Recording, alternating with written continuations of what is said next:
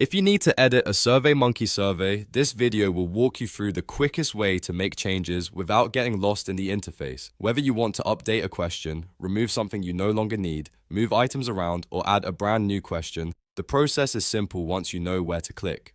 And if this tutorial helps, don't forget to hit like and subscribe for more easy software guides just like this one. First, go to SurveyMonkey in your browser and log into your account. Once you're on the platform, head to your survey dashboard and click on the survey you want to edit. This opens the survey editor, where all of your questions and settings live in one place. Now that your survey is open, take a close look at the question you want to change. When you hover over a question, SurveyMonkey gives you a set of options. You'll usually see controls that let you edit the question, delete the question, or move it to another spot in the survey.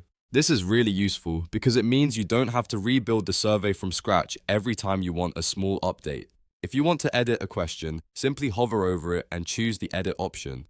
From there, you can change the wording, adjust the response choices, or update any other settings tied to that question. If a question is no longer needed, you can delete it right from the same hover menu. And if the question is in the wrong place, use the move option to rearrange it so the survey flows better for respondents. If you want to add a new question, look for the plus icon in your survey editor. Click that plus button, then choose the type of question you want to add. SurveyMonkey will insert the new question into your survey, and you can customize it right away. This is perfect when you realize you forgot to ask something or want to improve your survey with an extra question. The best part is that SurveyMonkey makes these edits very visual, so you can build and update your survey by simply hovering, clicking, and typing. As you make changes, it's a good idea to review the survey from top to bottom so everything still makes sense and your question order is clear.